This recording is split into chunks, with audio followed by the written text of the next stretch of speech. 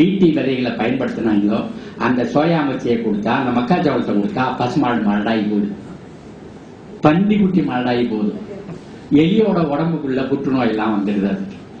அந்த சுற்றுச்சூழல்ல அது பாட்டுக்கு தொத்து எல்லா செடிக்கும் போயிட்டே இருக்குது.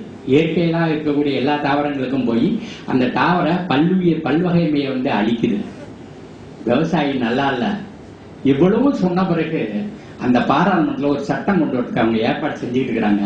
அது என்ன சொல்றாங்கன்னா, ரொம்ப சாதகமா உயிரி தொழில்நுட்ப ஒழுங்காற்றியல் சட்டம். அப்படின்னா என்ன ஒழுங்காற்றியல்னா, இதை பத்தி யாரும் கோர்ட்டுக்கு போகக்கூடாது, எந்த மாநிலமும் இதை ஏற்று கேட்கக்கூடாது. அப்ப இந்த அரசாங்கமே நம்ம அரசாங்கம் இல்லாம போயிடுச்சு. அப்ப அந்த ஒரு சிலர் லாபம் சம்பாதிக்கிறதுக்கு செய்யறதுனால நம்ம என்ன செய்ய வேண்டியிருக்குன்னா, நாம நம்மை காத்துக் கொள்வதற்காகவே நம்ம வேலை செய்ய வேண்டியிருக்க. அதான் உட்காந்து பேசிடும் போது சடகவன் சொன்னாரு, நிறைய மக்களை நம்ம அறிவுள்ளவர்களா மாற்றணும். அந்த அறிவுள்ளவர்களா மாற்றத்தான் ரொம்ப கஷ்டமானதாச்சு.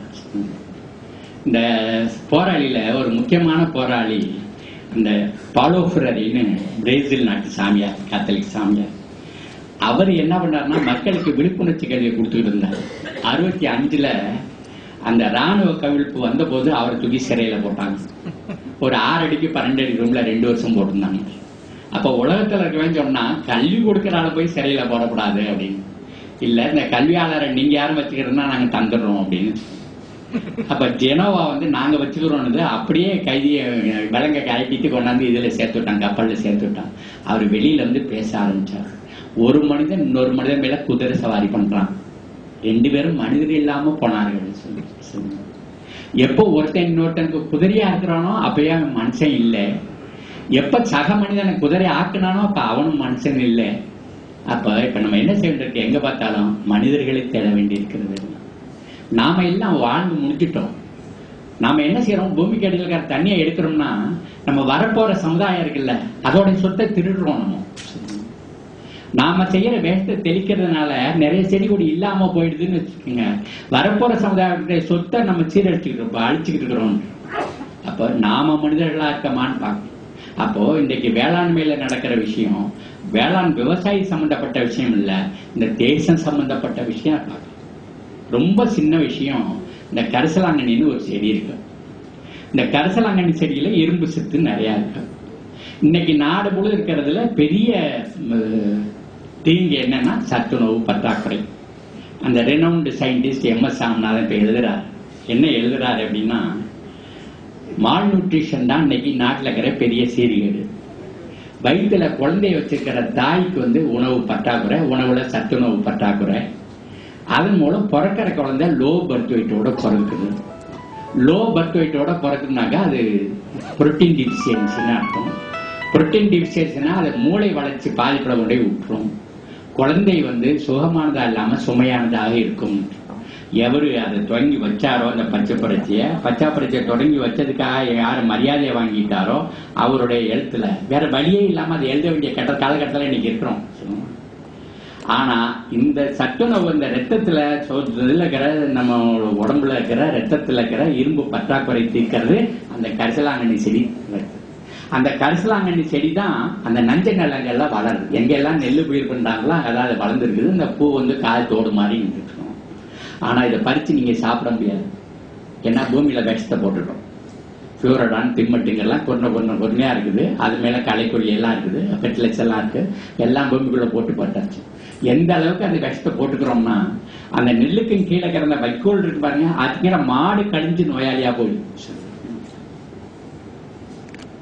அப்போ மனிதர்களுக்கு நம்ம நிறைய உற்பத்தி பண்ணிட்டோம்னு ஒரு பொய்ய சொல்லிக்கிட்டே இருக்கிறாங்க. என்ன செஞ்சிருக்கிறாங்க அப்படின்னா, அந்த புதுக்கோட்டைக்காரரு பாட்டு பண்ணாரு பாண்டிச்சேரியில, அந்த பல்கலைக்கழகத்துல தமிழ் பேராசிரியர் குணசேகரன்.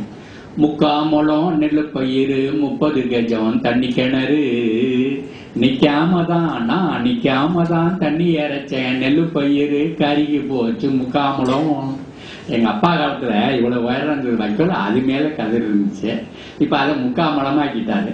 இதை முன்னேற்றம்னு சொல்றாங்க. அவ்வளவு உற்பத்தி அதிகமாக்கிட்டோம்னு சொல்றோம். அந்த வைக்கல திங்கிற மாடு வண்டி எடுக்கணும், வைக்கல திங்கிற மாடு ஏர்ல போகணும், வைக்கல திங்கிற மாடு புனையில அடிக்கணும். அந்த வைக்கல திங்கிற மாடு கமலையில இருந்து அந்த மோட்டார் செட்ல தண்ணி, அது கிணத்துல தண்ணி அரைக்கணும். அந்த மாடு வருஷத்துக்கு ஒரு கண்ணுட்டி போடணும். அந்த மாடு வைக்கல திங்கிற மாடு, புள்ள திங்கிற மாடு, இந்த பொட்டை திங்கிற மாடு, அது நமக்கு என்ன செய்யணும், நம்ம பிள்ளைகளுக்கு பால் கொடுக்கணும், வருஷத்துக்கு ஒரு கண்ணுட்டி போடணும். அப்ப மாடு நாம திங்கிறத கேட்கலையே, நம்ம வேண்டாங்கிறது எதெல்லாம் கழிக்கிறோமோ அதை தின்னுட்டு தானே அவளையும் கொடுக்குது. அந்த பொண்ணு பாடினால 2ஆம் வருஷத்துக்கு முன்னாடி பாடினால, நெல்லுக்கு இறைத்த நீர் வாய்க்கால் வழி ஓடி புல்லுக்கும் அங்கே பொசியுமான்னு சொன்னா. இவர் நெல்லுக்கு தான் தண்ணி அரைச்சாரு, அது வாய்க்கால வரும்போது வரப்புகள்ல புல்லு முளைச்சது, புல்ல பசுமாடு சாப்பிடுது, பசுமாடு பாலை கொடுத்தது, அது சாப்பிட்டு நாங்கெல்லாம் நல்லா இருந்தோமே. அப்ப அன்னைக்கு பேபி ஃபுட் பைசா செலவு இல்லாம வந்தது தானே. இன்னைக்கு டாட்டாவோட பைப்பை கொண்டு போட்டு நேரம் அந்த செடிக்கு போய் சொட்ட விட்டுட்டீங்கன்னா வாய்க்கால் வழி ஓடலையே தண்ணி. அப்ப புல்லு இல்லை, வைக்கலே இல்லாம பண்ணா மாடெல்லாம் கறி கிடைக்க அனுப்பிச்சாங்க. இன்னைக்கு பவுடர் பாலை வாங்கி தண்ணியில கறக்கி நம்ம குடிச்சிருக்கிறோம். அதுல சோப்பு யூரியா எல்லாம் இருக்கு. அப்போ என்ன செய்யறாங்க, ஒன்னொன்னையா இந்த நாட்டுல இல்லாம பண்றாங்க.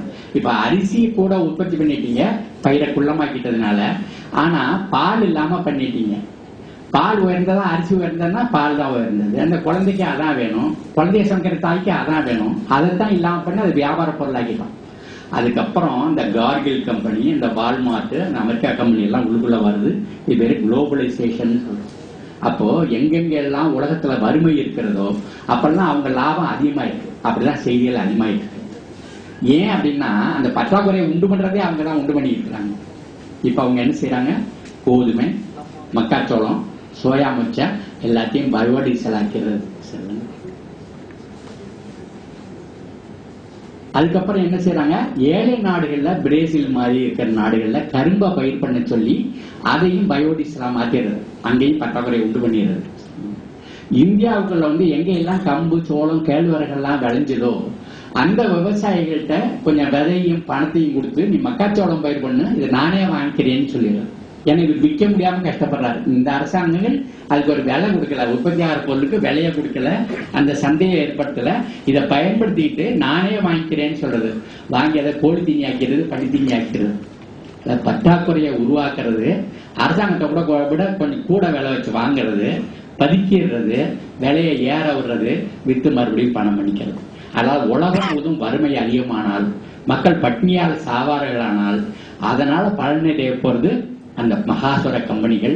அவர்களுக்கு வேணுங்கிற இந்த நடைபாவாடையை விரிச்சு வைக்கிற வேலையை மட்டும் நம்மளால் தேர்ந்தெடுக்கப்பட்டவர்களே செஞ்சிருக்கிறாங்க. அதனால மறுபடியும் மக்கள் ஆட்சிங்கிறது தவறானது இல்லை. பல வளர்ச்சி படைகளை கண்டுக்கிறோம். நீதியரசரிய பக்கத்துல வச்சு பேசி இருக்கிறாரு. இது மாதிரி இருக்கவங்க பல இடத்துலயும் இருக்கிறோம். நம்ம அறிவுகளை பரவலாக்கணும். நம்ம மக்கள் இதுக்காக போராடுபவர்கள் நம்மளுக்குள்ள ஒரு பெரிய இணைப்பையும் ஒரு அமைப்பாக மாறி உலகம் முழுவதும் அந்த இயற்கைக்கு விரோதமான போக்கு இருக்குல்ல, அதுல இருந்து நம்ம விலகி நிக்கணும். ரொம்ப சின்ன விஷயம். இந்த மருத்துவர் கோபியில இருந்தாரு, வெள்ளிமலை. இப்ப அவர் இல்லை. 2002 அவர் இறந்து போனார். அவர் என்ன சொன்னார்னா, இந்த பேருந்து நிலையத்தில் இறங்கின பிறகு இப்படி பாருங்க 3 கடை கடலை போடுவோம் அப்படின்னு சொன்னார். என்ன 3 கடைன்னு? ஒண்ணு சாப்பாட்டு கடை, பக்கத்துல ஒரு மருந்து கடை. நீங்க சாப்பிட்றதுக்கு முன்னாடி மாத்திரை உள்ள போட்டுக்கணும், அது சாப்பிட்ட பிறகு மாத்திரையை போட்டுக்கணும். இந்த மளிகை கடைக்கு மாதிரி சாக்குல வச்சுக்கிட்டு கியூல நின்று இருக்காங்க, சாக்கு பையில நிறைய வாங்கிட்டு போறதுக்கு, 3 வேளையும் ஊட்டியும் வச்சுக்கிட்டு சாப்பிடுறது. இந்த 2 கடைக்கும் பணம் கொடுக்கற வட்டி கடை பக்கத்துல இருக்க பேர் பேங்க். நீங்க உணவு உட்கொள்றீங்கன்னா 3 பேருக்கு பணம் கொடுக்குறீங்க. நீங்க ஆத்துல வச்சுங்க, எங்க இறங்கினாலும் பாருங்க. இப்ப நான் பாத்துக்கிட்டே, இப்ப நீங்க எல்லாம் பாக்கலாம், எங்க போய் பண்ணாலும் 3 கடையும் சேர்ந்தாப்புல இருக்காரு. அப்ப என்ன நடக்குதுன்னா, அந்த ஹோட்டல்ல அந்த கல்லாவுல உட்கார்ந்து இருக்கிறாரு பாருங்க, அவரு அந்த ஹோட்டல்ல சாப்பிடறத சாப்பிடல, சமைக்கிறத சாப்பிடல, அவருக்கு வீட்டுல இருந்து வருது, அது வீட்டு போய் சாப்பிடுறாரு. சாப்பிடக்கூடாது உள்ள இருக்குன்னு அவருக்கு நல்லா தெரியுது. ஆனா நம்மளாம் சாப்பிட்டு சாப்பிட்டு காசு கொடுக்குறோம். என்ன செய்யறான்னா, அவன் மூக்குக்கும் நாக்குக்கும் தயாரிக்கல, உடம்புக்கு உணவு அங்க தயாராகல. சரி, அதே மாதிரிதான் நஞ்சையே எல்லாத்தையும் புகட்டி நமக்கு ஊட்டிக்கிட்டே இருக்கிற அந்த அரசாங்கம், நான் எல்லாத்துக்கும் உணவு வழங்கிட்டேன்னு சொல்லு. அந்த உணவுங்கிறது 5 வகை இருக்கணும். நம்மளுடைய மாவுசத்து இருக்கணும், புரதம் இருக்கணும், கொழுப்பு இருக்கணும், தாளிப்பு இருக்கணும், வைட்டமின் இருக்கணும். இவ்வளவு இருந்தாலே 5 இருந்தாலே உணவு. அப்பதானே உணவே மருந்து. அப்பதானே இந்த உடம்புக்குள்ள உயிர் ஓடிக்கிட்டு இருக்கும், ஆரோக்கியமா இருக்கும். ஆனா அரிசியை மட்டும் ரேஷன்ல ரூபாய்க்கு 1 கிலோன்னு கொடுத்து விட்டு நீங்க வந்து உணவளிச்சுட்டேன்னு சொன்னா பொய்யை தொழுது அடிமை செய்வார்க்கே செல்வம் எல்லாம் உண்டு. ஆனா நம்மளுடைய வேலையெல்லாம் வந்து அந்த மெய்ப்பொருள் அறிஞ்சுக்கிறது, அது நிறைய மக்களுக்கு கொண்டு செல்றதுல நம்மளுடைய வெற்றி இருக்குது. நம்மளுடைய இந்த நேரத்துல மறுபடியும் நான் விருது பெற்ற நேரத்துல, இந்த விருதை வந்து ஐயா நீதியாசர் கையிலேருந்து பெற்றுக்கிட்ட நேரத்துல மறுபடியும் நம்ம போராளிய தலைவரை நினைவுபடுத்துறேன். நானே வந்து பெங்களூரு போன போது இந்த ISL இந்தியன் சோசியல் இன்ஸ்டியூட்ல அங்க இருந்த ஃபாதர் ஒரு 10 கட்டுரைகளை தூக்கி போட்டுவிட்டு இதுல உனக்கு பிரியமானது ஏதாவது 3 நாள்ல மொழிபெயர்க்கலாம்னு சொன்னாரு. அதுல நான் மொழிபெயர்த்த பேப்பர்ல ஒரு பேப்பர் வந்து தருமபுரி வடார்காடு அதுக்கு அப்பால் திருப்பத்தூர், தருமபுரி திருப்பத்தூர் அதுக்கு அப்பால் அந்த கட்டுரையை நான் தான் மொழிபெயர்த்தேன். நான் எப்போதுமே அந்த உணர்வுகளோடவே இருந்தோம்.